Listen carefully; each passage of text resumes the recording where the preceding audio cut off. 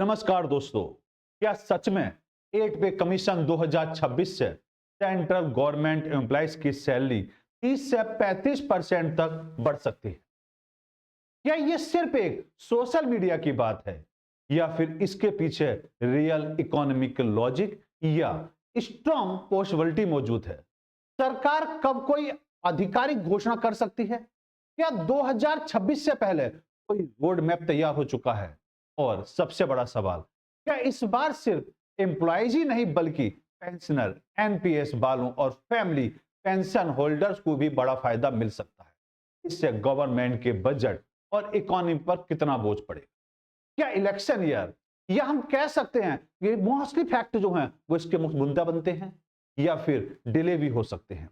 आज के इस वीडियो में हम बात करें तो मूल तौर पर हम कह सकते हैं कि रोमर्स पर नहीं बल्कि हेडलाइंस ही नहीं बल्कि हम ये कहें कि रियल डाटा, गवर्नमेंट ट्रेंड्स और एक्सपर्ट ओपिनियंस, पास्ट पे कमीशन एनालिसिस और लॉजिकल बेस्ड स्टडी के आधार पर 8 पे कमीशन की सच्चाई को समझेंगे।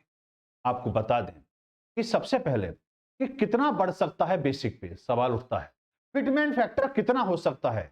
डीए, डीआर, अलायंस और पेंशनर पर क्या असर पड़ेगा? और सबसे बड़ी जरूरी कि गवर्नमेंट कब तक बिग डिसीजन ले सकती है? तो वीडियो को अंत तक जरूर देखें क्योंकि यह सिर्फ उम्मीद नहीं बल्कि आपके फ्यूचर सैलरी स्ट्रक्चर, रियलिटी और जिसे जानना है हर गवर्नमेंट एम्प्लॉयज और पेंशनर के लिए बेहद ही जरूरी है। सबसे पहले हम समझते हैं कि आखिर 8 पे कमीशन या पे कमीशन होता क्या है।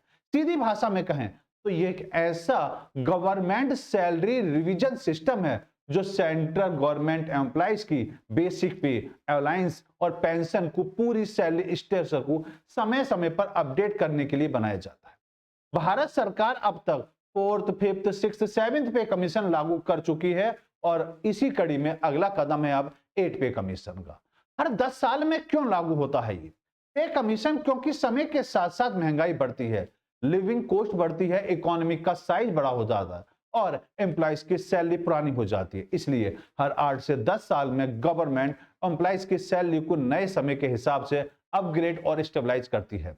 8 पे कमीशन कब लागू हो सकता है? एक्सपर्ट और इकोनॉमिक ट्रेंड के अनुसार इमीडिएटली डेट जो बनती है वो जनवरी 2026 से 2027 या हम ये कहें कि 2025-26 के बीच में कमीशन का स्ट्रक्चर और रिकमेंडेशन तैयार हो सकता है। इसके बाद धीरे धीरे लागू होने की प्रक्रिया शुरू हो सकती है। एम्प्लॉयज क्यों कर रहे हैं बड़े हिट की उम्मीद? इसके पीछे कई मजबूत कारण बनते हैं। सेवेंथ पे कमीशन के बाद 10 साल पूरे हो चुके हैं, डीए लगभग हाई लेवल पर पहुंच गया है और इन्फ्लेशन और लिविंग कॉस्ट काफी बढ़ चुकी है। सिक्स पे और सेवेंथ पे कमीशन ने बड़े बदलाव किए। इलेक्शन और पॉलिटिकल फैक्टर भी प्रेशर बनाते हैं, इसलिए एम्प्लॉयज और पेंशन दोनों की उम्मीद है कि इस बार जो बेसिक पे में बड़ा जंप देखने को मिल सकता है। अलायंसेस रीसेट हो सकता है और पेंशन सिस्टम को भी स्ट्रॉन्ग बेनिफिट मिल सकता है। 8 पे कमीशन सिर्फ हम ये कहें नंबर नहीं बल्कि ये सिस्टमैटिक गवर्नमेंट प्रोसेस है जिसका साइकिल अब 2026 के आसपास नेचुरल स्टेज पर पहुंच चुका है और यही वजह है कि एम्प्लॉयज इसे लेकर इतने पॉजिटिव और हेल्पफुल लग रहे हैं। दोस्तों, अगर इसको हम कंपेयर करें तो हम ये कह सकते हैं कि फिफ्थ पे कमीशन जो था वो आपका कहेंगे कि 1996 में और यहां पर एवरेज सैलरी जो जंप हुई थी वो 30 से 32% हुई थी। महंगाई बढ़ चुकी थी, गवर्नमेंट को सैलरी स्ट्रक्चर मॉनिटर करना था और स्ट्रॉन्ग फाइनेंशियल रिलीफ के आधार पर इसको देखा जा सकता है। सिक्स पे कमीशन 2006 यहां पर 35 से 40% हुआ और यहां पर कहेंगे Indian economic boom, government strong possibility हुई और सबसे ज्यादा सैलरी जंप जो होती दिखती है वो सिक्स पे कमीशन में दिखी। सेवेंथ पे कमीशन की बात करें 2016 में तो हम ये कहेंगे यहां पर 23 से 28% के आसपास हम कहेंगे। तो इकोनॉमिक बैलेंस और कंट्रोल अप्रोच अपनाया गया यहां पर और मॉडरेट लेकर स्टेबलाइज बेनिफिट किए गए। यहां पर 8 पे कमीशन की बात करें जो संभावना 2026 के मिडिल तक बनती है तो यहां पर सैलरी जंप होने के जो चांस बनते हैं वो लगभग 30 से 35% बनते हैं क्योंकि यहां पर डीए और इनको मर्ज किया जा रहा है। उम्मीद है कि डीआर को यहां पर मर्ज किया जाए और एम्प्लॉयज की डिमांड और इलेक्शन पॉलिसी फैक्टर के आधार पर यह स्ट्रॉन्ग सैलरी इमीडिएट फैक्टर के तौर पर देखा जा सकता है। दोस्तों, फिफ्थ और सिक्स्थ पे कमीशन में सैलरी में बहुत बड़ा जंप देखने को सीधा सीधा दिखता है। यहां पर सेवेंथ पे कमीशन में गवर्नमेंट ने थोड़ा कंट्रोल अप्रोच रखा, इसलिए हाइक थोड़ा कम था। अब 8 पे कमीशन की परिस्थिति ऐसी बन रही है कि यहां पर इन्फ्लेशन हाई है, डीए जो है 50% के करीब या ये कहे 58% के आसपास पहुंच चुका है। एम्प्लॉयज की स्ट्रॉन्ग डिमांड है और इकोनॉमिक साइकिल रेडी है, इसलिए एक्सपर्ट का मानना है कि 8 पे कमीशन में फिर से हम कह सकते 30 से 35% तक सैलरी ग्रोथ पॉसिबल बनती है। अगर हम पिछले 3 पे कमीशन को देखें, इस आधार पर अगर हम पिछले 3 कमीशन को देखें तो पैटर्न साफ दिखता है कि हर कमीशन में मूल तौर पर अगर आप देखेंगे तो एम्प्लॉयज की सैलरी स्ट्रक्चर को अपग्रेड किया गया है। यहां पर जब पूरा देखा जाए भाई 6th पे कमीशन ने रिकॉर्ड ब्रेकिंग हाइक दिया था और 7th पे कमीशन ने उसको क्या करा, बैलेंस इस तौर पर देखा गया। 8 पे कमीशन के लिए एक्सपर्ट्स की माने तो ये काफी ज्यादा जंप होने के चांस बनते हैं और लॉजिकल एनालिसिस भी इसी रेंज की सैलरी ग्रोथ की तरफ संकेत कर रहे हैं। अब बात करते हैं उस चीज का जिसका इंतजार हर गवर्नमेंट एम्प्लॉयज करता है कि बेसिक पे कितना बढ़ सकता है। भाई 8 पे कमीशन में सैलरी बढ़ने का सबसे बड़ा आधार होता है फिटमैन फैक्टर और यही फैक्टर तय करता है कि आपकी एक्साइटिंग बेसिक सैलरी को कितना गुना करके बढ़ाया जाए। ज्यादातर इकोनॉमिक एक्सपर्ट पे एनालिसिस और गवर्नमेंट ट्रेंड रिपोर्ट के अनुसार अगर हम बात करें तो 8 पे कमीशन में फिटमैन फैक्टर के रहने के जो चांस बन रहे हैं वो हम ये कह सकते हैं कि 8 पे कमीशन में जो फिटमैन फैक्टर बनेगा उसके बनने के चांस लगभग जो बन रहे हैं वो आपके 2.8 से लेकर 3 के बीच में प्रॉपर हम ये कह सकते हैं कि इतना फिटमैन फैक्टर हो सकता है। मतलब आपकी वर्तमान सैलरी को लगभग 3 गुना तक बढ़ाया जा सकता है। इससे सिर्फ बेसिक पे नहीं बढ़ेगा बल्कि उसके साथ ही जुड़ी पूरी सैलरी स्ट्रक्चर जैसे डीए, एचआर, टीए, अलायंस सब अपने आप बढ़ जाएंगे। यानी इफेक्ट जो होगा सिर्फ बेसिक तक सीमित नहीं रहेगा बल्कि मंथली इन हैंड सैलरी और पेंशन दोनों पर असर पड़ेगा। इसको अगर हम देखें फिटमैन फैक्टर के आधार पर, अगर मान लीजिए आपकी बेसिक सैलरी अगर 18,000 मान लें और फिटमैन फैक्टर 2.8 ही मान लिया जाए तो यहां पर हम कहेंगे कि लगभग 50,400 के आसपास आपकी सैलरी बनेगी। बहुत बड़ा जंप होगा और लोअर लेवल एम्प्लॉयज को सबसे ज्यादा फायदा होता हुआ दिख रहा है। अगर बेसिक पे सैलरी 25,000 है और 2.8 ही फिटमैन फैक्टर उनका रखा जाए तो हम लगभग मान सकते हैं एक्सपर्ट कि 70,000 के आसपास बैठेगी। स्ट्रॉन्ग इंक्रीज यहां पर होता हुआ दिख रहा है तो यहां पर हम ये कहेंगे कि मिडिल लेवल एम्प्लॉयज को बड़ा फायदा होता हुआ दिखेगा। और अगर 35,000 और फिटमैन फैक्टर अगर 3 रहता है तो लगभग 1,05,000 के आसपास होगा जो हम ये कह सकते हैं बूस्ट माना जाएगा और हायर ग्रेड एक्सपर्ट के लिए एम्प्लॉयज के लिए कहा जाए बहुत बड़ा जंप माना जाएगा। अगर आपकी बेसिक भी पूरी तरह से देखा जाए 18,000 है और वो बढ़कर 50,000 के आसपास पहुंच जाती है। भाई 25,000 है, 25,000 से लगभग 7,000 के आसपास पहुंच जाती है और 35,000 है, 35,000 से लगभग 1 लाख के आसपास पहुंच जाती है। इसका मतलब है कि सैलरी स्ट्रक्चर पूरी तरह से बदल सकता है, लाइफ स्टाइल स्टैंडर्ड काफी इंप्रूव हो सकता है और फाइनेंशियल स्टेबिलिटी बढ़ेगी। ये आंकड़े जो हैं एक्सपर्ट ओपिनियन या पे ट्रेंड स्टडी या प्रीवियस जो पे कमीशन है उसके आधार पर है। अभी गवर्नमेंट ने ऑफिशियली फिटमैन फैक्टर डिक्लेयर नहीं किया है लेकिन ग्राउंड रियलिटी और फाइनेंशियल लॉजिक बताते हैं कि फिटमैन फैक्टर जो है वो 2.8 और 3 के बीच में ही रहने के ज्यादा चांस बनते हैं, जो ज्यादा पॉसिबल बनते हैं। अगर फिटमैन फैक्टर 2.8 या 3 लागू होता है तो एम्प्लॉयज की सैलरी केवल थोड़ा नहीं बल्कि मल्टीपल फॉर्मेट में बढ़ेगी और यही कारण है कि एम्प्लॉयज 8 पे कमीशन को इंडिया का सबसे बड़ा सैलरी रिफॉर्म में मान रहे हैं।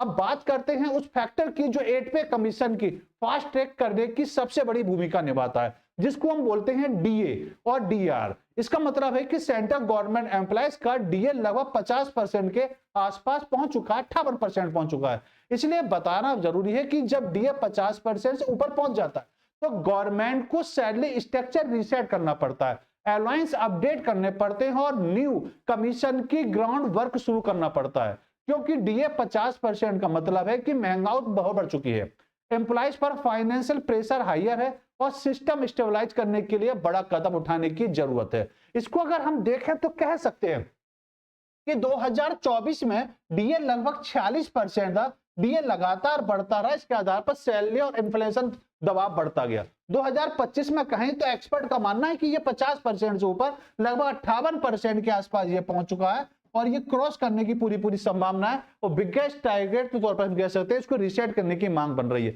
2026 में जब इसको रीसेट कर दिया जाएगा तो नई सिरे से हम ये कहेंगे सैलरी स्ट्रक्चर रिफ्रेश तैयार किया जाएगा। जैसे जैसे डीए बढ़ता है गवर्नमेंट को एम्प्लॉइज की सैलरी रियल वैल्यू मेंटेन करने के लिए स्टेप लेने पड़ते हैं।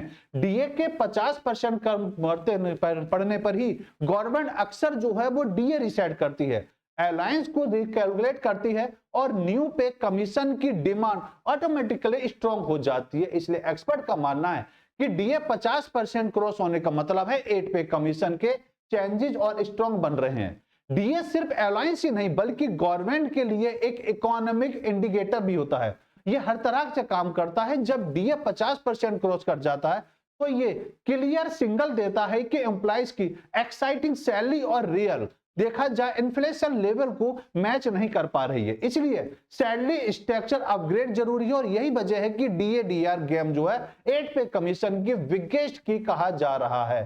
दोस्तों अगर हम बात करते हैं डीए अगर 50% क्रॉस होना है तो नॉर्मल चीज नहीं है, ये वही है जो लेवल है जहां पर सैलरी सिस्टम में हिस्टोरिकल चेंज शुरू होते हैं और यही वजह है कि 8 पे कमीशन के लिए माहौल जो है नेचुरल तरह से स्ट्रांग बनता हुआ जा रहा है। अब बात करते हैं उस हिस्से की जिससे एम्प्लॉइज को पॉकेट मनी यानी इन हैंड सैलरी पर असर पड़ेगा, अलायंस जिसे कहा जाता है। 8 पे कमीशन आने पर यह सिर्फ बेसिक पे पर नहीं बल्कि उससे जुड़ी लगभग सभी अलायंस पर पड़ने वाला है, क्योंकि जैसे ही नया सैलरी स्ट्रक्चर लागू होता है गवर्नमेंट को अलायंस स्ट्रक्चर भी उसी के अनुसार रिकैलकुलेट और रिसेट करना पड़ता है। किन किन अलायंस पर मूलतः इफेक्ट पड़ेगा, सबसे पहले बात करते हैं हाउस रेंट अलायंस पर। बड़े शहरों में एम्प्लॉइज को सबसे ज्यादा फायदा मिलेगा। ट्रेवल अलायंस की बात करें ड्यूटी ट्रेवल या डेली मूवमेंट पर जो राहत मिलती है वो प्रॉपर तरह से मिलेगी। ड्रेस यूनिफॉर्म अलायंस की बात करें इसके बढ़ने की पूरी पूरी संभावना है। रिस्क बात करें हार्डशिप की बात करें या फील्ड अलायंस की बात करें तो रिकैलकुलेट होने की पूरी पूरी संभावना है। मेडिकल बेनिफिट की बात करें तो सबसे बड़ा पॉजिटिव इंपैक्ट यहीं पर एक्सपेक्टेड मान रहे हैं। अगर इसको हम बाई चार्ट के आधार पर देखें तो कह सकते हैं कि एचआर जो है अभी मान लीजिए 24, 16 और 18% है। 24 वाला लगभग 27, 16 बार 18 और 8 वाला लगभग 10% के आसपास पहुंचने की संभावना है और सिटी वाइज XYZ कैटेगरी के आधार पर। ट्रेवल की बात करें तो मॉडरेट लेवल पर यहाँ पर इंक्रीज होने की पूरी पूरी संभावना है, ट्रेवल कॉस्ट पर राहत मिलेगी। दूसरा मेडिकल बेनिफिट की बात करें इसको स्ट्रॉन्ग करने की बात की जा रही है। ड्रेस की बात कर भी फिक्स है लेकिन इसको रिवीजन पॉसिबल के आधार पर देखा जा सकता है। और रिस्क की बात ओल्ड स्टेबल था, यहाँ पर रिसेट कर फील्ड और रिस्क ड्यूटी वालों को बड़ा फायदा होता हुआ दिख रहा है। अगर 8 पे कमीशन आता है तो एचआर बढ़ने से मेट्रो और बिग सिटी एम्प्लॉइज को बड़ा फायदा मिलेगा। टीए बढ़ने से ट्रेवल ड्यूटी और डेली एक्सपेंसेस कम महसूस होगा। मेडिकल सपोर्ट स्ट्रांग होने से परिवार की हेल्थ सिक्योरिटी बढ़ेगी। रिस्क और हार्ड शिप की बात करें तो अलायंस बढ़ने से चैलेंजिंग ड्यूटी का सामना करना पड़ता है। इसका मतलब सैलरी सिर्फ बढ़ेगी नहीं बल्कि फाइनेंशियल कंफर्ट और लाइफ स्टाइल स्टेबिलिटी भी इंप्रूव होगी। यह सभी आंकड़े गवर्नमेंट पैटर्न प्रीवियस कमीशन और इकोनॉमिक एनालिसिस के आधार पर हैं। ऑफिशियल अनाउंसमेंट के बाद फाइनल नंबर तय होंगे लेकिन संकेत स्ट्रांग है कि अलायंस का स्ट्रक्चर निश्चित रूप से अपग्रेड होगा। दोस्तों 8 पे कमीशन सिर्फ बेसिक पे नहीं बढ़ाता, ये आपके हर अलायंस सिस्टम को अपग्रेड करता है। एचआर बढ़ता है, टीए सुधरता है और सबसे बड़ी बात मेडिकल और रिस्क अलायंस जैसी लाइफ से जुड़ी सुविधाएं बहुत मजबूत होती हैं। यही कारण है कि एम्प्लॉइज को 8 पे कमीशन को सिर्फ सैलरी एक नहीं बल्कि कंप्लीट लाइफ स्टाइल अपग्रेड मानते हैं। 8 पे कमीशन सिर्फ वर्किंग एम्प्लॉइज के लिए नहीं बल्कि पेंशनर के लिए भी सबसे बड़ी उम्मीद लेकर आया है, क्योंकि पेंशनर की आय मुख्य स्रोत पेंशन ही होती है और यही सबसे महंगाई का मूल कारण बनता है। जब महंगाई लगातार बढ़ती है तो उनके लिए रियल लाइफ भी जरूरी हो जाती है। इसके लिए पेंशनर के लिए क्या क्या पॉजिटिव इंपैक्ट हो सकते हैं? भाई मिनिमम पेंशन बढ़ने के स्ट्रॉन्ग उम्मीद है। इसका न्यूनतम पेंशन अगर 9,000 है तो एक्सपर्ट का मानना है कि यह बढ़कर महंगाई डीए और गवर्नमेंट लेवल को देखकर देखा जाए तो उम्मीद है कि 20 से 25,000 के बीच जा सकती है। और लोअर पेंशन लेवल की बात करें तो रिटायर्ड एम्प्लॉयज को बहुत बड़ा फाइनेंशियल सपोर्ट मिल सकता है। भाई डीआर जो है रिसेट होने की पूरी पूरी संभावनाएं, जैसे एम्प्लॉयज के लिए डीए रिसेट होगा वैसे ही पेंशनर के लिए भी डीआर रिसेट होने की पूरी संभावना है। इसका मतलब पेंशनर वैल्यू महंगाई के हिसाब से सिर्फ नहीं बल्कि एडजस्ट की जाएगी जिससे उनकी रियल इनकम वैल्यू स्टेबल होती रहे। मेडिकल कवरेज की बात करें, सपोर्ट इंप्रूवमेंट पॉसिबिलिटी की बात करें तो पेंशनर के लिए सबसे बड़ी जरूरत है मेडिकल सिक्योरिटी। 8 पे कमीशन के साथ मेडिकल जो है सिस्टम स्ट्रांग हो सकता है, कवरेज लिमिटेड बढ़ेगी और सीनियर सिटीजन आधारित सुविधाएं अपग्रेड हो सकती है। इससे हेल्थ खर्च बोझ काफी कम हो सकता है और फैमिली और फाइनेंशियल सेफ्टी बढ़ेगी। दोस्तों अगर हम इसको समझें तो हम कह सकते हैं कि मिनिमम पेंशन अगर 9,000 है, ये बढ़कर लगभग संभावना है कि 20 से 25,000 होगी। इनकम स्टेबिलिटी रिलाइफ होगी। अगर ड्रीम डीआर की बात करें, एक्साइज लेवल है और ये रीसेट होने पर महंगाई के मुकाबले बेहतर रहेगा, संभावना बनती है। मेडिकल कवर की बात करें, जब मेडिकल अभी नॉर्मल है लेकिन ये स्ट्रांग होगी, जिससे हेल्थ खर्च में मूलतः राहत मिलती हुई दिख रही है। अगर 8 पे कमीशन लागू होता है, पेंशनर को ज्यादा पेंशन मिलेगी, महंगाई का दबाव कम महसूस होगा, हेल्थ एक्सपेंसेस मैनेज करना आसान हो जाएगा और रिटायरमेंट लाइफ सिर्फ सर्वल नहीं बल्कि कहा जाए कंफर्टेबल और सिक्योर भी बन सकती है। ये जितने भी आंकड़े हैं, एक्सपर्ट एनालिसिस, गवर्नमेंट ट्रेंड और प्रीवियस पे कमीशन रिकॉर्ड के आधार पर अनुमानित है। फाइनेंशियल डिसीजन गवर्नमेंट द्वारा ऑफिशियल अनाउंसमेंट के बाद कंफर्म होंगे। दोस्तों 8 पे कमीशन सिर्फ एम्प्लॉइज के लिए नहीं, सैलरी ही की नहीं बल्कि पेंशनर के लिए भी एक बड़ी उम्मीद है। मिनिमम पेंशन बढ़ सकती है, डीआई रीसेट हो सकता है और मेडिकल फैसिलिटी मजबूत हो सकती है। यानी आने वाला समय पेंशनर के लिए फाइनेंशियल सिक्योरिटी और यह कहा जाए डिग्निफिकेट रिटायरमेंट लाइफ की संभावना मजबूत दिखाई दे रही है। अब बात करते उस हिस्से की जो यह तय करता है कि 8 पे कमीशन कब और कैसे फैसला लेगा, और वह इकोनॉमिक सिचुएशन और प्रेशर फैक्टर के आधार पर अगर इसको देखा जाए। भाई 8 पे कमीशन लागू होने का सीधा मतलब है लाखों एम्प्लॉइज की सैलरी का बढ़ना, पेंशनर को एक्स्ट्रा फाइनेंशियल सपोर्ट देना, बजट पर भारी भार बढ़ना। इसलिए गवर्नमेंट को सिर्फ संभावनाओं से नहीं बल्कि इकोनॉमिक, प्रैक्टिकली और पॉलिटिकल रणनीति के साथ फैसला लेना पड़ेगा। कौन कौन कैसे बड़े फैक्टर हैं जो गवर्नमेंट डिसीजन को प्रभावित करते हैं? वो सबसे पहला है राजकोषीय घाटा। अगर गवर्नमेंट का राजकोषीय घाटा ज्यादा है तो सैलरी हिक देना गवर्नमेंट के लिए मुश्किल होगा, लेकिन अगर इकोनॉमिक स्टेबल है तो पे कमीशन लागू करना आसान हो सकता है। गवर्नमेंट बजट कैपेसिटी की अगर हम बात करें, गवर्नमेंट हमेशा यह देखती है कि क्या बजट में इतनी क्षमता है कि वह इतनी बड़ी सैलरी इंक्रीज को सिचुएशन कर सकती है। अगर रिन्यू स्ट्रॉन्ग और जीएसटी कलेक्शन स्टेबल है तो इकोनॉमिक ग्रोथ कर सकती है, तो गवर्नमेंट के लिए डिसीजन पॉजिटिव होना आसान बनता है। एम्प्लॉयज की अगर हम बात करें, प्रोटेक्ट की बात करें, डिमांड की बात करें, तो सेंट्रल गवर्नमेंट एम्प्लॉयज काफी समय से पे रिवीजन, डीए, डीआर और पेंशन बेनिफिट की मांग कर रहे हैं। इस आधार पर गवर्नमेंट को डिसीजन की तरफ पुश करना मजबूर हो रहा है। अगर इकोनॉमी और बजट स्ट्रांग है तो एम्प्लॉयज का प्रेशर हाई है और इलेक्शन ईयर भी माना जा रहा है, तो गवर्नमेंट के लिए 8 पे कमीशन लागू करने की संभावना काफी स्ट्रांग हो सकती है। गवर्नमेंट जो है सिर्फ सैलरी नहीं बढ़ाती बल्कि यह भी देखती है कि कंट्री इकोनॉमिक हैंड कर पाएगी या नहीं, पॉलिटिकल और सोशल स्टेबिलिटी मेंटेन हो पाएगा या नहीं, लॉन्ग टर्म इंपैक्ट पॉजिटिव हो पाएंगे या नहीं। और यही वजह है कि 8 पे कमीशन सिर्फ फाइनेंशियली नहीं बल्कि इकोनॉमिकल, पॉलिटिकल और सोशल डिसीजन भी बन गया है। दोस्तों गवर्नमेंट के लिए 8 पे कमीशन सिर्फ सैलरी बढ़ाने का फैसला नहीं बल्कि एक बड़ा इकोनॉमिकल, पॉलिटिकल डिसीजन है। इन्फ्लेशन, बजट, एम्प्लॉयज का प्रेशर और इलेक्शन फैक्टर जो है, ये चारों मिलकर ये तय करेंगे कि 8 पे कमीशन कब और कैसे लागू होगा। 8 पे कमीशन को लेकर सोशल मीडिया पर बहुत सारी बातें घूम रही हैं, कुछ सही, कुछ आधी अधूरी और कुछ बिल्कुल फेक, इसलिए सच्चाई जानना भी जरूरी है। दोस्तों गवर्नमेंट ने ऑफिशियली देखा जाए 8 पे कमीशन डिले नहीं किया, यह सबसे बड़ा फैक्ट है। सरकार ने अब तक कहीं भी 8 पे कमीशन नहीं आएगा ऐसा ऑफिशियली स्टेटमेंट नहीं जारी किया है। मतलब पॉसिबिलिटी पूरी तरह से जिंदा है, गवर्नमेंट परिस्थिति को वैच कर रही है। दूसरी बात की जाए मल्टीपल कमिटी प्रोफेसर की बात करें तो यहां पर गवर्नमेंट चाहती है कि प्रॉपर तरह से सेपरेट कमिटी बने, पे रिव्यू बॉडी हो, या कह सकते हैं कि जो कमीशन है वो मॉडल में से कई तरीके बदलाव भी कर सकती है। और प्रेशर अलग मतलब दिखाई देता है कि सैलरी रिवीजन पूरी तरह से मुमकिन है या नहीं, आने वाला समय दिखाएगा। Fake social media salary claim ignore कर सकते हैं। कई पोस्ट ये दिखाते हैं कि सैलरी इतनी बढ़ जाएगी, इतनी बढ़ जाएगी, ये तो नोटिफिकेशन जारी होने के बाद ही क्लियर होगा, सच कहना।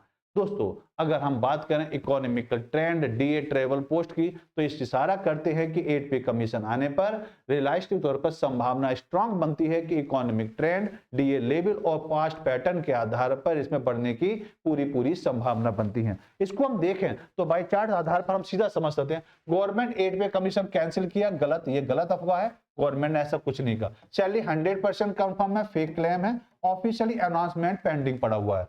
कमिटी बन सकती है, पॉसिबल है, स्ट्रॉन्ग चेंजेस होने के पूरे 8 pay commission logical yes, realise practically के तौर पर इसको देखा जा सकता है। दोस्तों अफवाहों पर नहीं, फैक्ट पर भरोसा करें। Government step by step process flow करती है और लॉजिक ग्राउंड स्ट्रॉन्ग पर अगर देखा जाए तो दोस्तों ये वीडियो में हमने जाना कि रियल डाटा, पास्ट पे कमीशन ट्रेंड, इकोनॉमिक लॉजिक और गवर्नमेंट रणनीति और एम्प्लॉइज और पेंशनर की उम्मीदों को, डिले को समझा। अब अंतिम नतीजा बिल्कुल साफ निकल कर आता है कि 8 पे कमीशन जो है हाईली पॉसिबल है। 8 पे कमीशन सिर्फ एक अफवाह नहीं बल्कि एक रियलिस्टिक, लॉजिकल और प्रैक्टिकली पॉसिबिलिटी बनती है। गवर्नमेंट ने इसे ऑफिशियली डिनर भी नहीं किया जा सकता, इसलिए उम्मीद बिल्कुल स्ट्रांग है। सैलरी जो है 30 से 35% बढ़ने की स्ट्रांग चेंजेस हैं, जो आपका fitment factor, DA level, inflation, economic trend बताते हैं कि बेसिक पे टोटल सैलरी दोनों में 30 से 35% तक बढ़ा पूरी तरह से पॉसिबल है। यानी आने वाला समय वर्किंग एम्प्लॉइज के लिए फाइनेंशियल काफी पॉजिटिव हो सकता है।